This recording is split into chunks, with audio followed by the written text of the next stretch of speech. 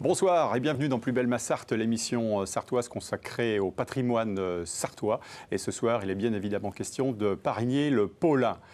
Pour cette émission, j'ai le plaisir d'accueillir ce soir Loïc Leborgne, auteur, bonsoir, auteur et écrivain sartois, roman destiné particulièrement aux enfants, mais pas que. Exactement. On en parlera tout à l'heure. Notre ami Fernand Lejar, ardent défenseur du patois, du meugnaud, la langue sartoise. Bonsoir. Bonsoir. Pascal Mariette, bien évidemment, avec lequel nous allons parler dans un instant de Parigné-le-Paulin. Et Thomas Brochard, bonsoir. Bonsoir. Vous êtes guide conférencier à La Flèche et vous êtes là ce soir pour nous parler du moulin de La Flèche, qui fabrique des pains de glace et pas que. Pascal, on le disait à l'instant, Parigné-le-Paulin, j'avais une liste, très riche. Je ne sais pas si votre liste est exhaustive ce soir, parce qu'il y a tellement de choses à raconter sur ce beau village. On va commencer déjà, il y a 7000 ans, 6000 ans à peu près. Il y a un dolmen magnifique qui est le dolmen de Bruyon. Et en plus, c'est un dolmen qui est classé au monument historique depuis 1982.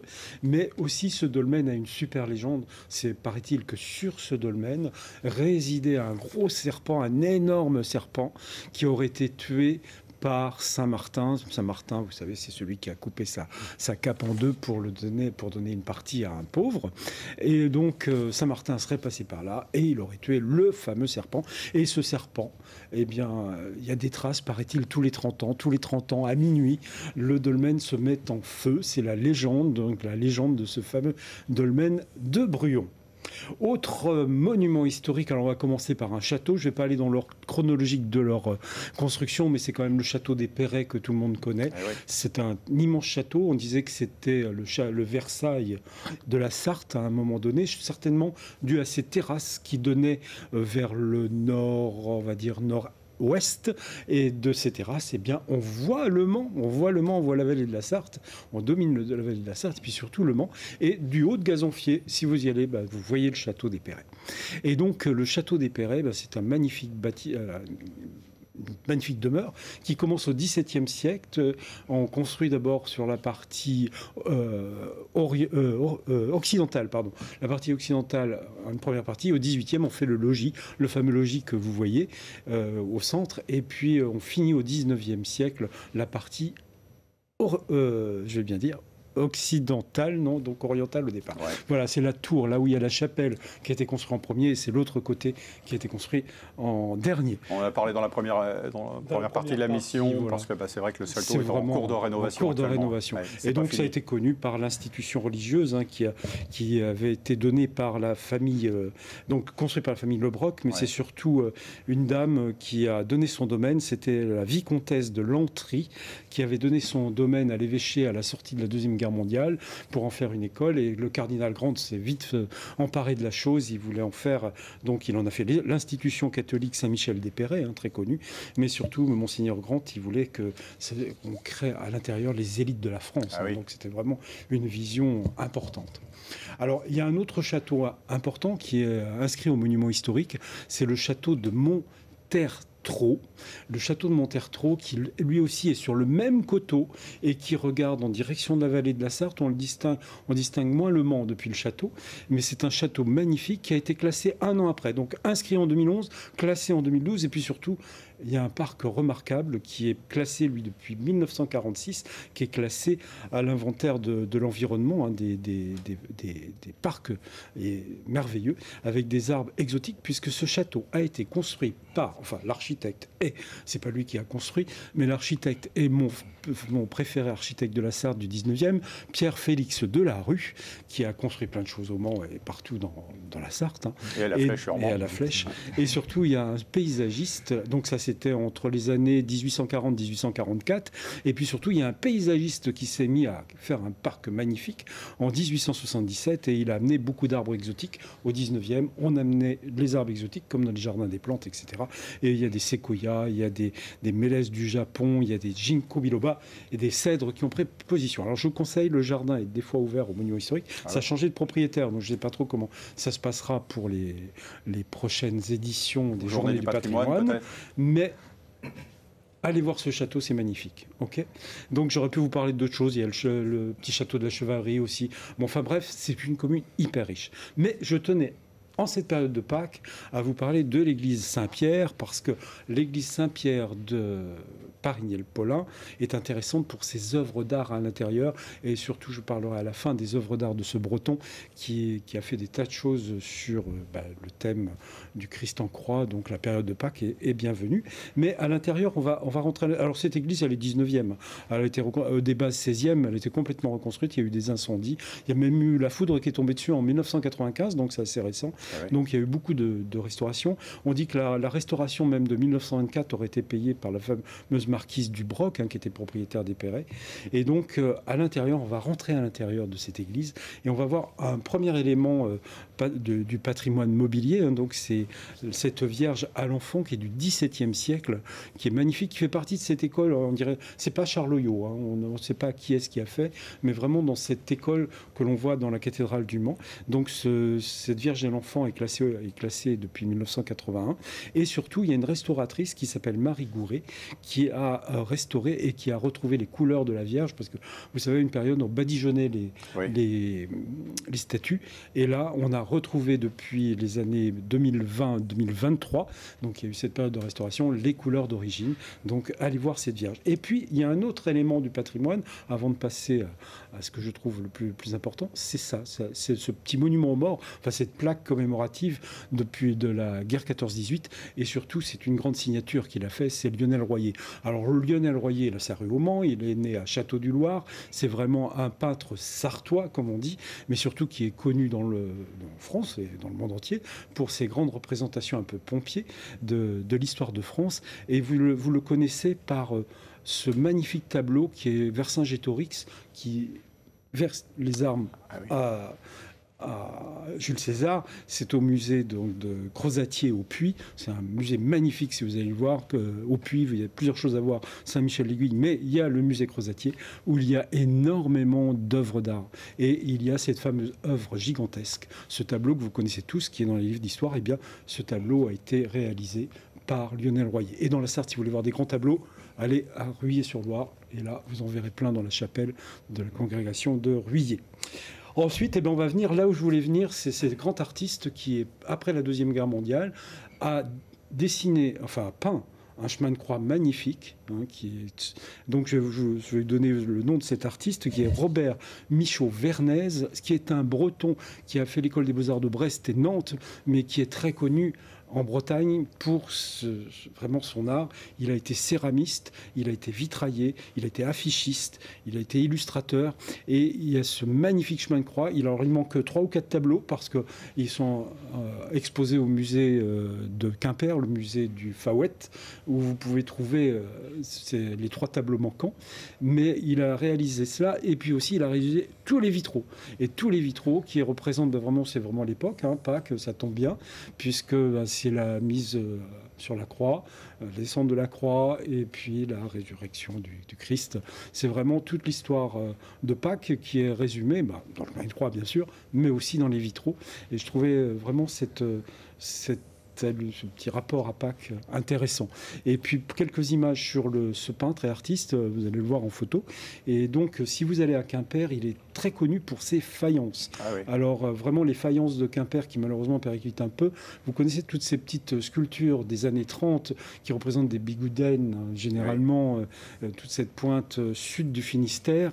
Eh bien c'est vraiment l'artiste de Quimper, et donc il a sa rue à Quimper. C'est vraiment un artiste très connu. Alors pourquoi dans la Sarthe?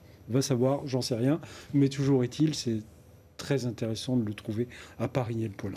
Et puis, pour terminer, on va faire un petit tour de bourg rapide, parce que j'ai trouvé très intéressant la façon dont on présente dans ce bourg le patrimoine. C'est rare que il y a les petites cités de caractère, où il y a des petites plaques qui expliquent un petit peu, mais à chaque déplacement dans le bourg, vous allez trouver ce genre de panneau. Et j'ai trouvé ça, je pense que un parcours fléché dont on a parlé aussi avec Madame Rance, est vraiment intéressant. Alors, quelques images, vous avez le lavoir, pareil, il y a l'explication du lavoir qui a été construit entre 1830 et 1840 avec le don de même Samson. Donc, et puis, il y avait même un projet de bain-douche à côté, je ne sais pas s'il y a eu le jour. Vous avez aussi le presbytère qui est à côté, donc un très joli presbytère qui est à l'entrée du château des Perrets, avec ce petit, ce petit fronton là au-dessus de la porte, un magnifique bâtiment. Vous avez aussi dans le bourg, allez vous balader derrière l'église, vous allez retrouver même des maisons de tisserands, parce que les maisons de tisserands, on y pense plus dans le Nord-Sarthe, et regardez celle-ci en particulier, où on voit les petites caves, où on allait tisser dans les zones humides le chanvre et le lin. Super. Voilà pour Parigny-le-Paulin. C'est une bonne initiative et c'est marrant parce que lorsque vous parliez tout à l'heure du marquis de Broc, je voulais juste faire référence en fait à l'automobile puisque ça marque aussi la genèse de l'histoire à la fin du 19e siècle avec la famille Mollet, puisque tout ça a travaillé ensemble et permis la naissance de l'automobile au début du 20e siècle. Bon, que reste-t-il à raconter avec l'énigme de Pascal?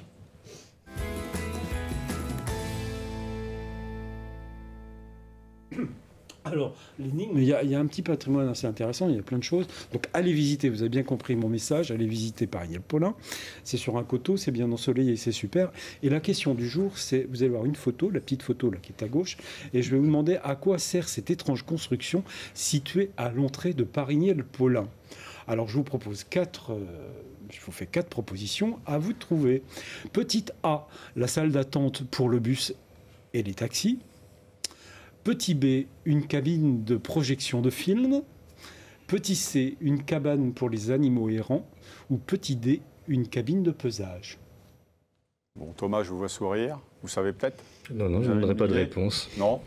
Au hasard alors le vote. Bah, au hasard, parce on est tous là, hein, ou à peu près. Peut-être que Fernand, lui, a une idée plus précise. J'ai trouvé assez amusant. Regardez cette toiture complètement végétalisée de lierre. C'est vraiment impressionnant. Je pense que c'est une cabine de pesage, parce qu'il y avait...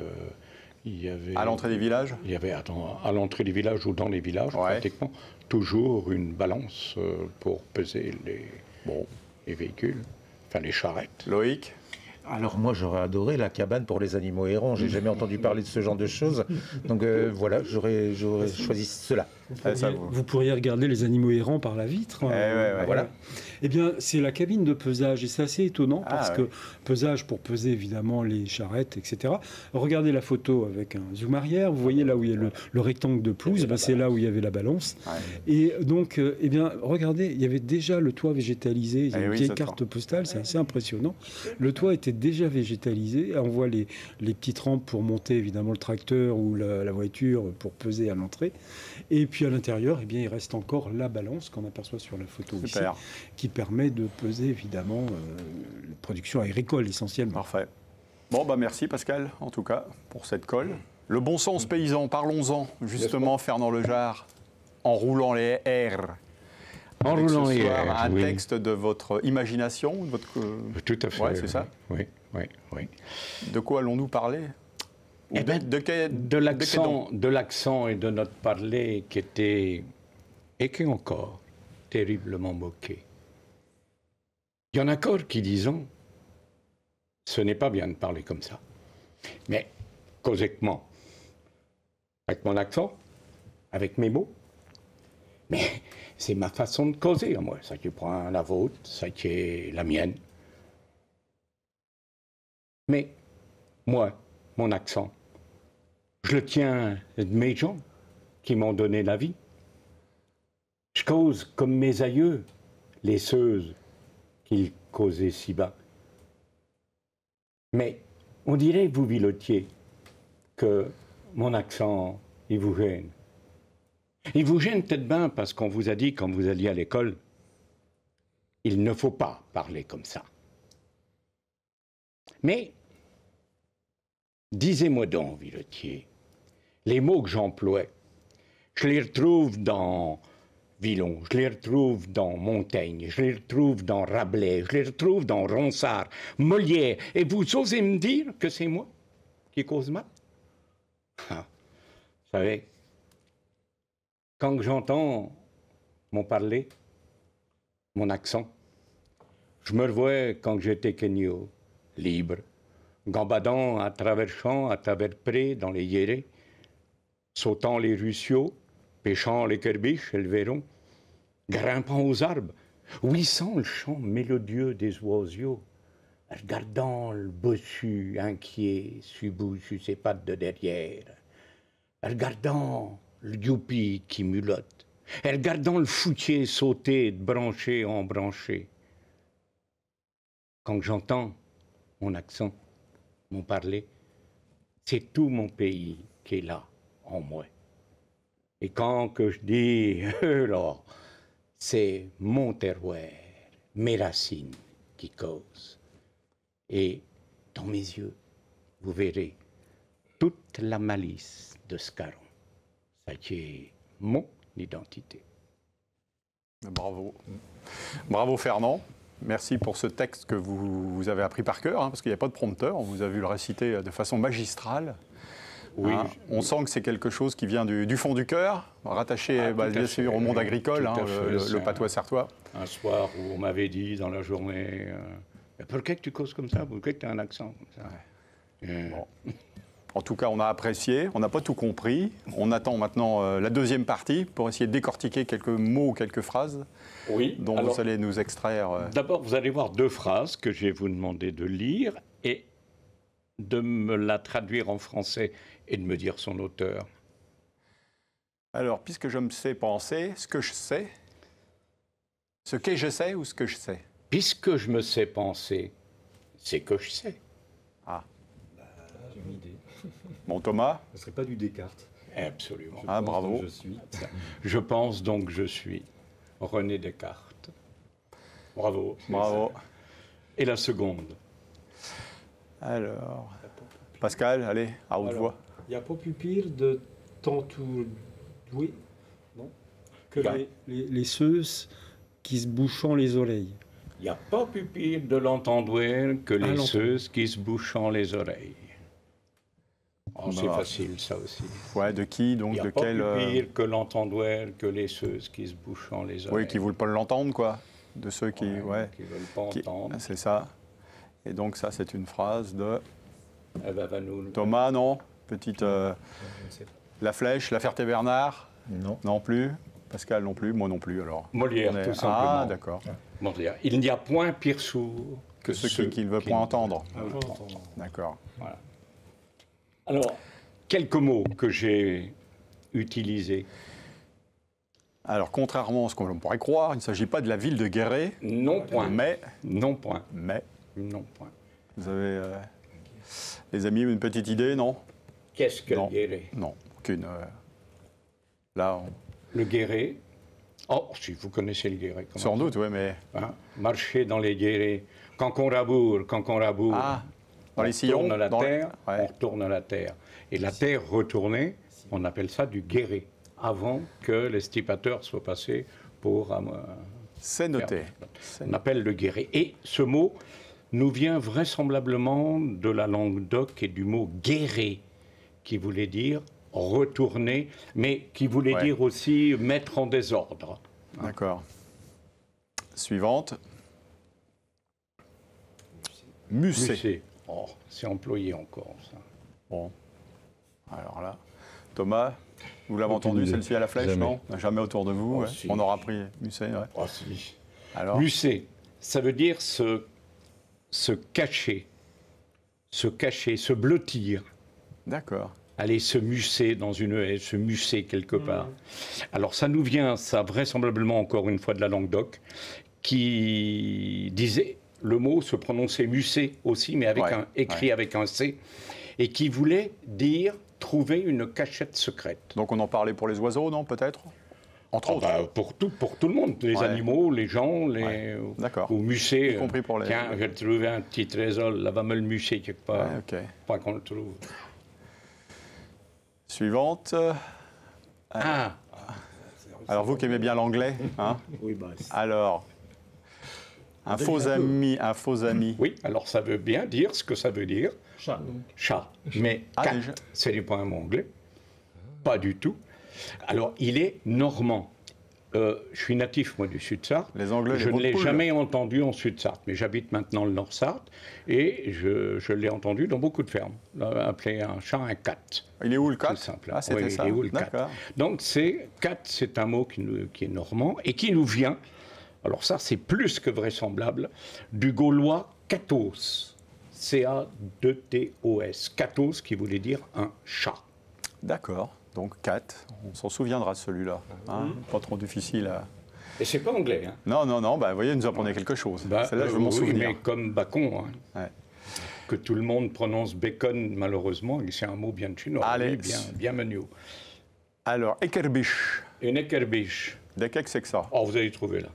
Une Eckerbisch. Oh. Allez pêcher l'ékerbiche. Comme vous y allez... l'écrevisse. Ah oui. Ok. Pêcher l'écrevisse. D'accord. Alors là, c'est un mot auquel je n'ai absolument pas trouvé d'origine. Mais... Bah, peut-être, mais ça, ce serait bien, ékerbiche, un mot vraiment, véritablement méniaux. Ouais, d'accord. Bon, allez, un petit dernier pour la route. Fernand. Oh, facile, ça. Fouquet. Rien à voir avec l'homme célèbre. Ouais. Eh ben si, quand même. Si, vous allez voir. Il y a un peu de ça. Fouquet. Non, un Fouquier. Un Fouquier, c'est un écureuil. Et ouais. l'intendant Fouquier, l'intendant de Louis XIV, il avait pris comme emblème l'écureuil. D'accord.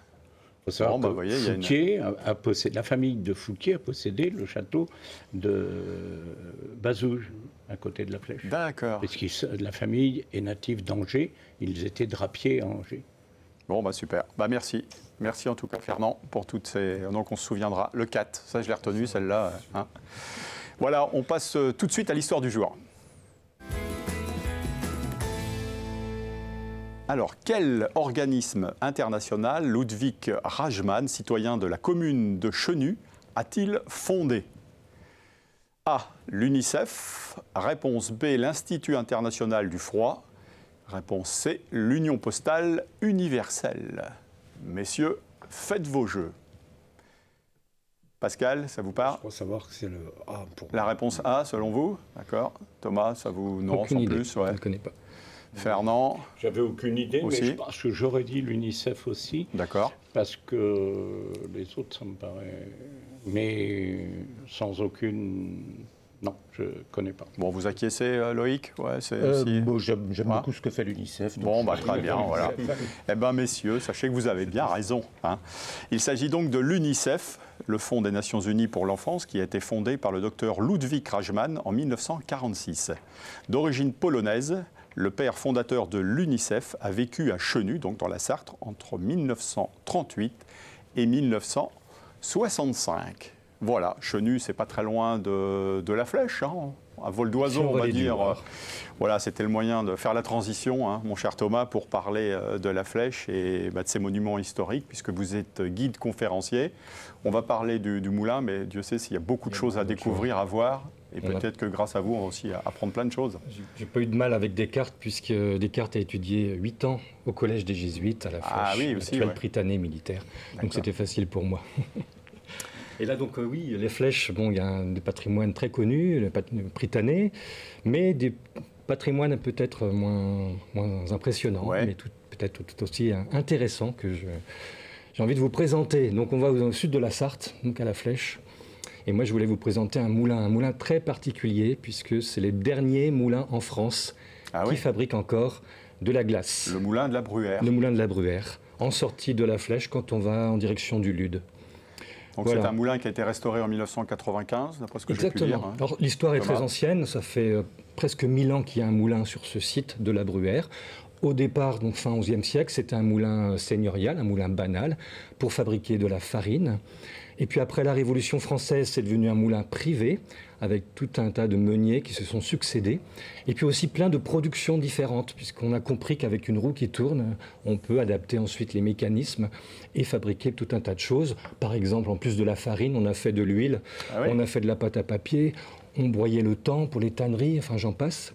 Et alors en 1930, le meunier a ajouté ce fameux atelier pour faire de la glace, puisqu'il y avait une demande particulière. Tout ça a fonctionné donc jusque dans les années 50, puis après ça a commencé à diminuer. On verra pourquoi la glace avait moins de demandes.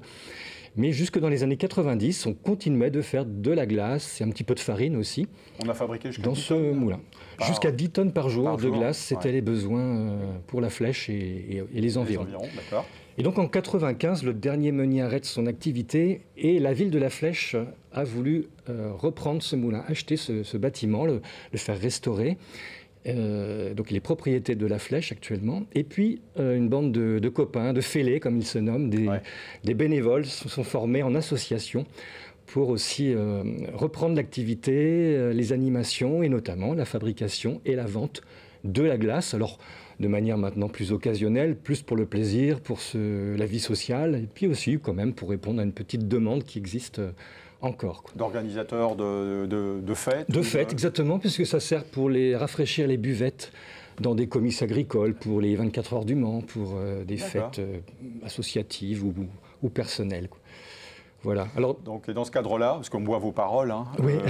vous allez partager justement toute l'histoire de ce moulin avec les gens qui le souhaitent, des visiteurs. Je propose des visites. Les semaines. Comment ça se La saison de visite pour les individuels, elles sont programmées. C'est des visites qui ont lieu les week-ends et les jours fériés à partir d'avril jusqu'à fin septembre. Mais le moulin peut être visité toute l'année finalement pour des groupes sur demande. Il suffit que le moulin soit disponible et moi également. Ouais. Voilà, donc c'est possible presque à tout moment. Et donc lors de la visite, on visite à la fois, donc je parle un peu de l'histoire, c'est un très beau site naturel aussi, puisque on est au bord du Loir. Il y a une passerelle qui relie les deux rives du Loir juste au niveau du moulin, et on peut faire de belles promenades à pied ou à vélo, voire à cheval, depuis le centre-ville de la Flèche, depuis la base de loisirs qu'on appelle la Monnerie. On peut rejoindre aussi les voies vertes, d'anciennes voies ferrées qui ont été aménagées il y a peu de temps. Donc voilà, on est vraiment à un carrefour de promenades. Et on profite du Loir, on profite de la rivière. Donc j'explique comment, en fait, on capte l'énergie de la rivière avec ce barrage. Ah oui. On voit les anciens moulins en ruine et puis on voit comment ensuite cette énergie hydraulique va faire tourner une immense roue qui a été restaurée il y a 5 ans. Et qui fabrique ensuite différentes productions. Alors en plus de la glace, qui est quand même la production de base dans notre moulin, depuis 5 ans, la ville de la Flèche a voulu ajouter une production, on va dire, très moderne, puisqu'on y a ajouté une génératrice d'électricité. Donc grâce à cette énergie hydraulique, eh bien, on fabrique à la fois toujours cette glace, mais aussi de l'électricité qui permet au moulin d'être complètement autonome. Voilà, en autonomie. Donc il y a de l'autoconsommation pour le moulin, les bâtiments municipaux qui sont autour, voire même l'éclairage public d'une partie de la ville de la Flèche est alimenté par cette génératrice et cette roue qui tourne. Et puis le surplus est revendu. Voilà. Et donc il y a 2 productions, donc on visite ensuite, donc là on voit la roue, et puis les 2 ateliers, donc l'ancienne meunerie, on faisait la farine, aujourd'hui l'électricité, et bien sûr je détaille en long, en large et en travers comment et pourquoi on fait de la glace depuis bientôt 100 ans dans ce moulin. Et on peut voir, toucher le pain de glace, enfin, etc. Thomas Brochard, on va profiter de votre présence pour dire un mot aussi sur le théâtre de la Halle au Blé, qui fait partie vraiment des belles choses à découvrir pour ceux qui ne connaissent pas. Alors justement, je propose souvent, la plupart des jours, les visites couplées, c'est-à-dire on peut visiter à la fois le moulin et le théâtre. Si on vient d'assez loin, on peut grouper les visites, ou on peut visiter un jour le moulin et un autre jour le théâtre séparément. Et donc on a un petit théâtre à l'italienne qui est aussi propriété de la ville de la Flèche, qui a été un peu abandonné pendant une 50aine d'années, qui date de 1839 et qui a été restauré donc, en 1999, donc ça fait un peu plus de 25 ans, et qui sert à longueur d'année pour des spectacles. Et en même temps, moi je propose des visites et on découvre donc des fois, en plus du bâtiment, on découvre la salle, la beauté du décor qui a été presque dans son jus. Voilà. J'explique un peu l'histoire du théâtre, la vie au théâtre autrefois, qui était assez cocasse. Je détaille tout le décor, son évolution. Et puis on va ensuite bien sûr dans les coulisses. Et on va sur scène. Donc quelquefois, j'ai des artistes amateurs ou professionnels qui profitent d'être sur scène pour faire un mini-spectacle. Voilà, donc de belles choses à découvrir à la Flèche. Merci Thomas Brochard d'être venu faire partager votre passion pour tous ces beaux monuments fléchois. Pour tous ceux qui souhaiteraient s'y rendre, passe par l'Office du tourisme peut-être Voilà, ou directement, j'ai un site internet, Thomas Brochard. Visiten.com, on peut voir les visites, réserver même en ligne directement. Bon, voilà, le message est passé. Merci Thomas. Merci les amis pour avoir participé à cette émission. Loïc Leborgne reste avec nous puisque dans un instant, on va aborder la 3e partie et parler de romans, de littérature pour la jeunesse. À tout de suite.